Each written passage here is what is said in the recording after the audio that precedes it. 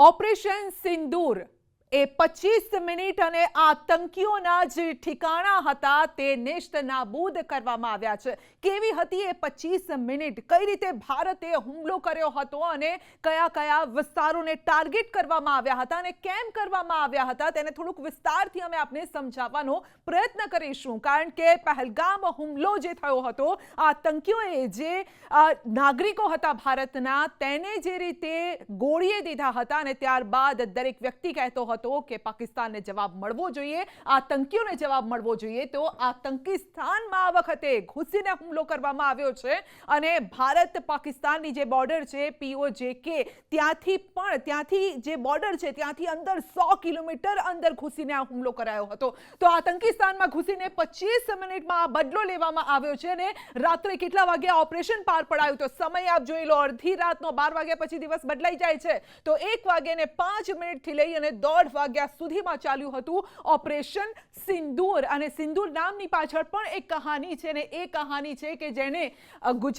ગુજરાત હોય કે પછી ભારતના અલગ અલગ જે રાજ્યોમાંથી જે લોકોનું, જે મહિલાઓના માથા પરથી સિંદૂર જેનું મિટાવ્યું છે તેને છોડવામાં નહીં આવે.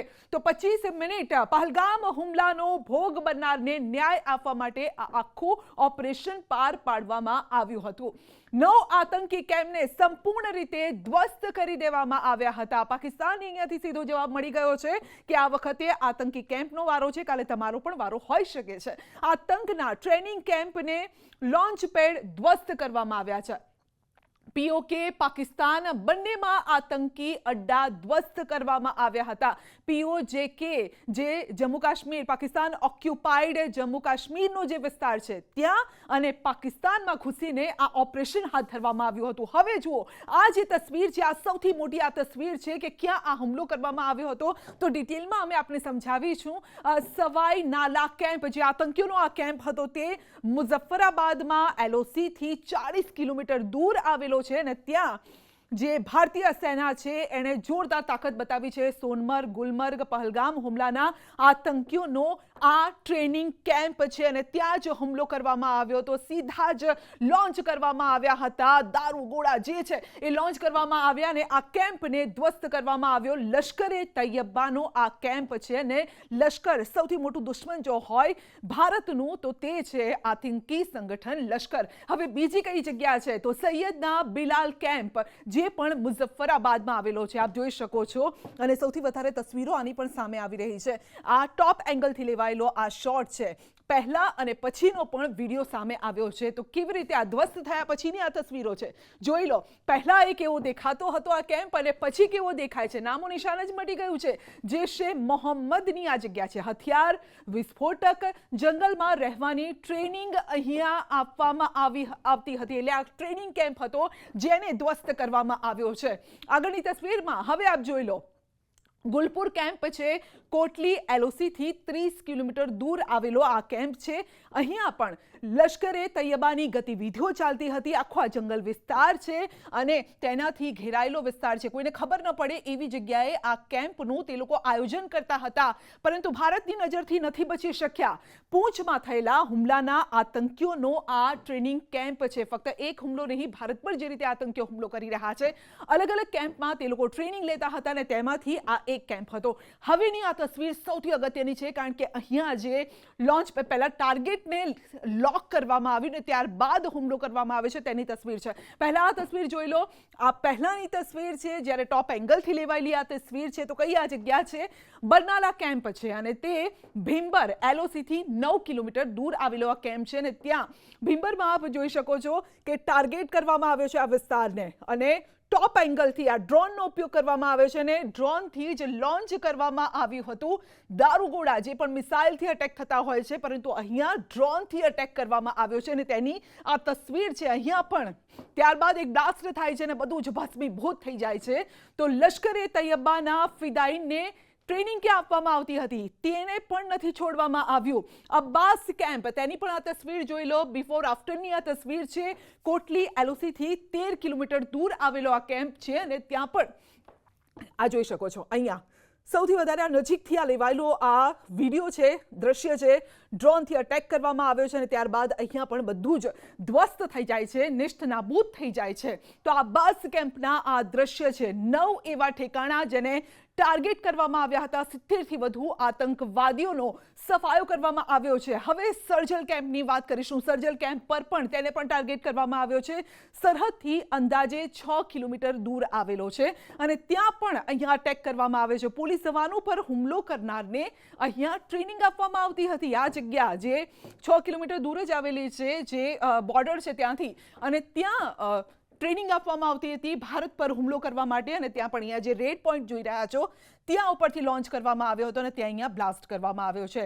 કુલ ટોટલ જે આંકડો આવી રહ્યો છે આતંકવાદીઓનો તે છે 70થી વધુ આતંકવાદીઓનો સફાયો થયો છે. જો કે આંકડો હજુ પણ વધી શકે છે. તો મહમૂના જોયા કેમ્પ, આ બીજો એક કેમ્પ છે, સિયાલકોટ સરહદથી અંદાજે 18 કિલોમીટર દૂર આવેલો છે.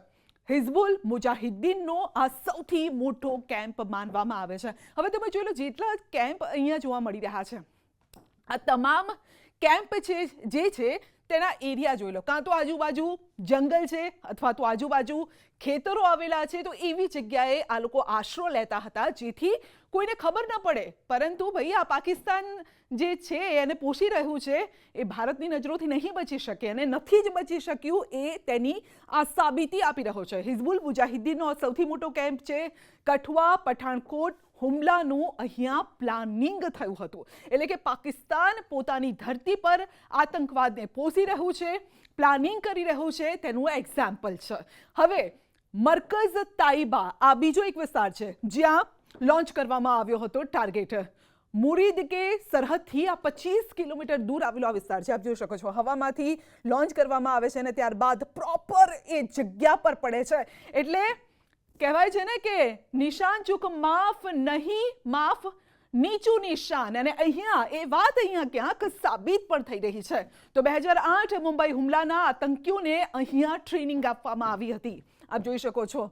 તો એક સાથે ઘણા બધા બદલા આપણે લઈ લીધા છે. જે ભૂતકાળમાં એ પછી અક્ષરધામનો હુમલો હોય, મુંબઈનો હુમલો હોય, ઉરીનો હુમલો હોય, પહલગામનો હુમલો છે અને અનેક આ પ્રકારના હુમલા છે, તેના આ બદલા અહીંયા એક સાથે લેવામાં આવ્યા છે. 2008 મુંબઈ હુમલાના આતંકીઓને અહીંયા ટ્રેનિંગ અપાઈ હતી. કસાબ હેડલીએ અહીંયા ટ્રેનિંગ લીધી હતી.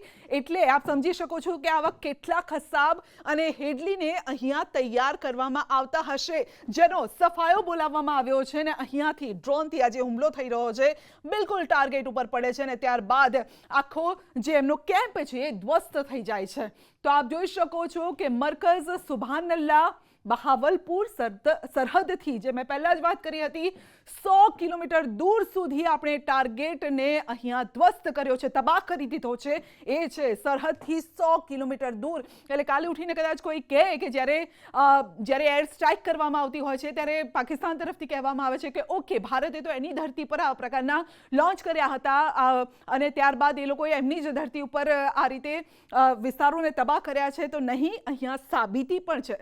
ભારત ફક્ત હુમલો નથી કરતું અથવા તો અટેકનો જવાબ નથી આપતું, પરંતુ એની સાબિતીવાળા વિડીયો પણ આપે છે. ને એ જ આ સાબિતી છે, આ વિડીયો, આ ફોટો એની સાબિતી છે. જૈશ એ મોહમ્મદનું હેડક્વાર્ટર, આતંકીની ભરતી અને ટ્રેનિંગનું આ કેન્દ્ર છે જે બોર્ડરથી 100 કિલોમીટર દૂર આવેલું છે. પરંતુ ત્યાં પણ જઈને ભારતની જે સેના છે તેણે આ પરચમ લહેરાવ્યું છે આતંકીઓના અડ્ડાને નાબૂદ કરીને. તો આપ જોઈ શકો છો આ તમામ એવા વિસ્તારો, આ એક તરફ ઇન્ડિયાની બોર્ડર છે, POJK એટલે પાકિસ્તાન ઓક્યુપાઈડ જમ્મુ કાશ્મીરનો વિસ્તાર, જેના પર તે હંમેશા કહેતું આવ્યું છે કે આ અમારો વિસ્તાર છે અને અમે તેના પર હક જમાવી રહ્યા છે. તો આ તમામ એવી જગ્યાઓ છે જ્યાં ભારતે અહીંયા જ આ અટેક કર્યો છે. ને જે છેલ્લી વાત કરી કે 100 કિલોમીટર દૂર, તો અહીંયા ભારતે અટેક કરીને બતાવી દીધું છે કે અમે આ વખતે શાંત નહીં બેસીએ, ઘૂસીશું, તમારા ઘરમાં ઘૂસીશું અને તમને જ મારીશું. અને આ જ છે સાબિતી કે ભારતનું જ એક નાગરિકનું લોહી વહ્યું તો પછી તમારા ઘરમાં ઘૂસીને તમારા ઉપર અટેક કરવામાં આવશે. કારણ કે આ ભારત છે, આ નરેન્દ્ર મોદી છે જે કોઈને નહીં છોડે.